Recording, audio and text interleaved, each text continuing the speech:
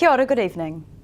Local Youth Health and Social Services Centre number 10 could be forced to move, with Invercargill City Council plans to upgrade the inner city.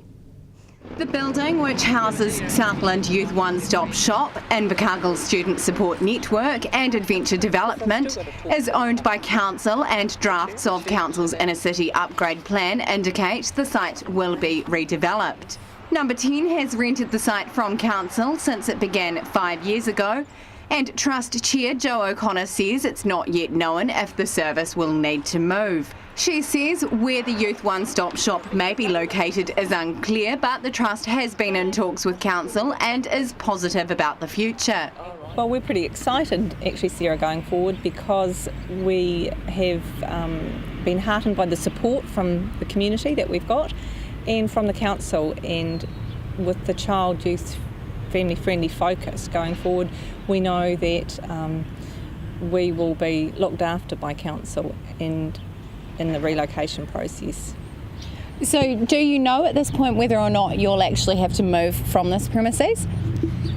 The concept plan, the overarching plan that was approved by Council on the 27th on Tuesday, shows that the building isn't part of that plan, but we'll be talking with Cameron McIntosh and Council moving forward. So we'll be part of those discussions and they'll start in the next few weeks. So we're not packing our bags just yet.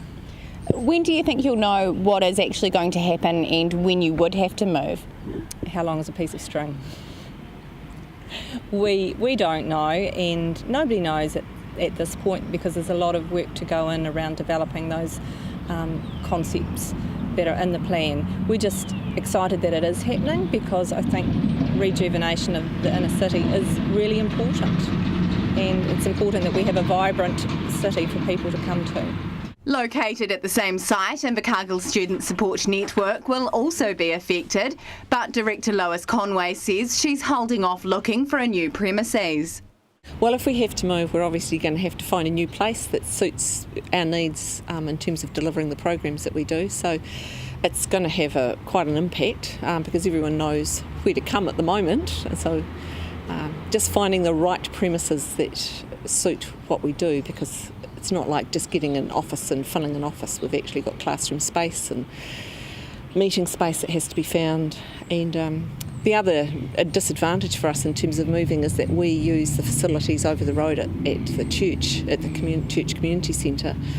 We use their kitchen and their gym. We use their gym every day and their kitchen at least once a week.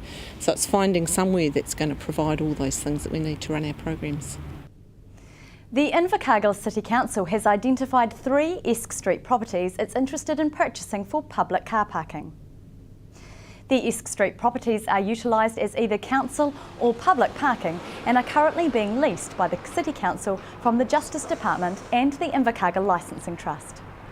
Lack of car parking was identified as a key issue confronting Invercargill CBD by the Inner City Working Group. The City Council is hoping to begin the process of acquiring the property soon and is prepared to pay up to 10% above their rateable value. A decline in the revenue generated from the proceeds of gaming machines nationally is mirrored here in Invercargill. The Invercargill Licensing Trust Foundation last week posted an operating profit of $4,648,000, down 10.9% on last year. The decline in profit is attributed to a drop-off in gaming machine proceeds. The Foundation's revenue decline is reflected nationally, the first financial quarter of this year producing 10% less revenue from gaming machines than the same period in 2012.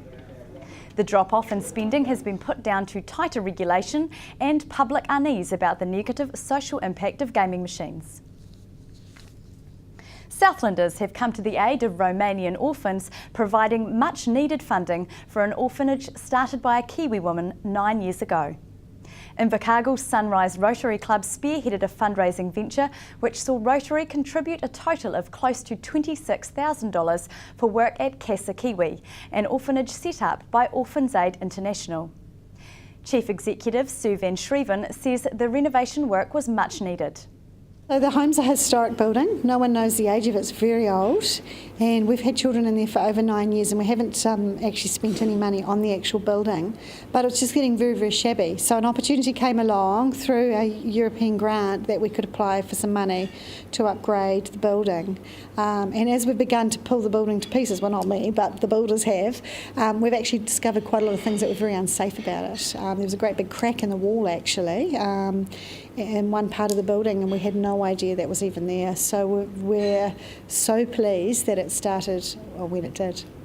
Now, Invercargill's Sunrise Rotary Club has facilitated around $25,000 grant to go towards this and help with the costs. What does that actually mean for the project? Well, it's really huge, because what happens is you have to make a decision somewhere along the line that you're either going to go ahead with this project, which was the EU side of it was €120,000, so there was a big commitment.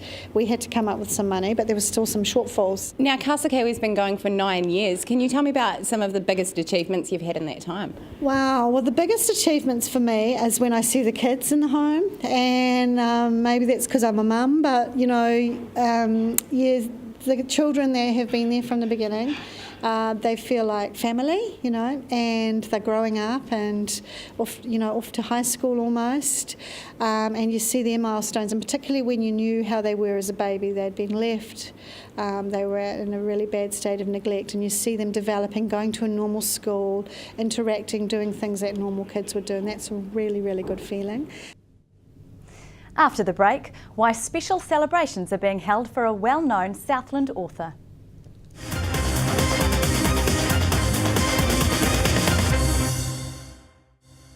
Welcome back. An event has been held in the Invercargill suburb of Otatara to try and bring more of a community feel to the area. Around 80 people attended the community evening held by the Otatara Community Group last night. The idea was to get the 3,000 people who live there to engage, get to know each other, and to showcase what's on offer in Otatara. Among stallholders at the event, the Southern Rural Fire Authority, Otatara Pestbusters, and various local businesses. Otatara Community Group Chair Frank Dean explains why the event was held. It's just to raise, to get the Otatara people out and just raise awareness of what's going on, what sort of things that, there's actually all sorts of different things out here. We've got people that make cheese, and we've got issues around looking after your environment. We've got things around, which is tied into the environment, fire safety. If you think about it out here, if there's a fire, we're not on water supply, we're on tank water. In the middle of summer, no water, what do you do? That kind of stuff. Celebrations are being held this weekend to mark the 100th birthday of Southland writer Dan Devon. We spoke to Dan Devon Literary Foundation trustee Sarah McCarthy about one of Invercargill's best known writers and how he's being recognised. Well, tonight we have the Dan Devon Awards here at the Museum and Art Gallery, and on Saturday night at Rep House we are having an evening of Dan Devon-ness. We've got 2 short plays that we've had commissioned, and we've also got speakers Rory Sweetman, who was friends with the Devons and also a lecturer in Irish Studies at Otago University, and our own Bob Simpson, who is absolutely committed to Dan Devon and knows everything there's to know about him. Why was he an important figure for Southland in terms of the influence that he had on literature here?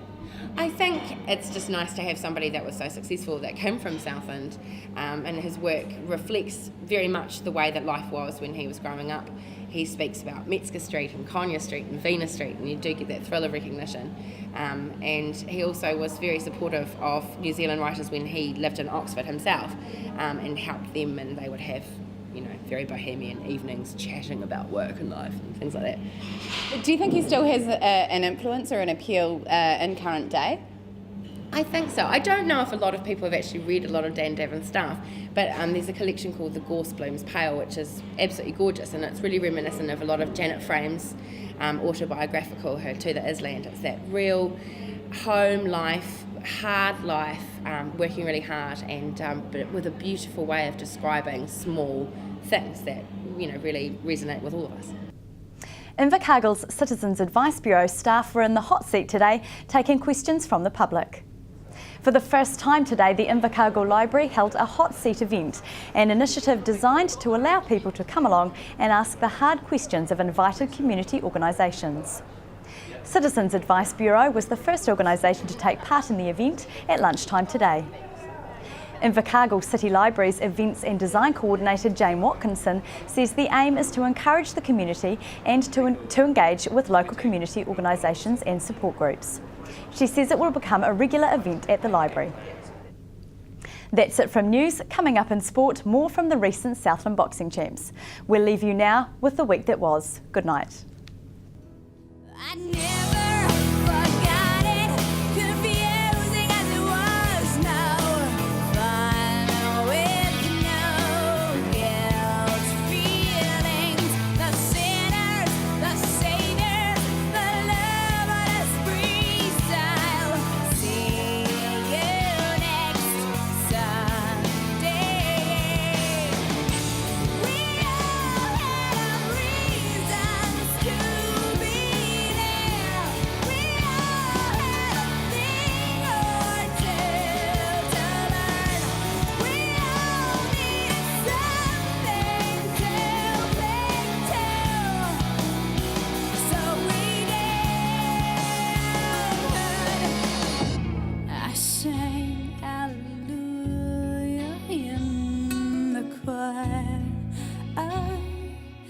Hallelujah, hallelujah, hallelujah.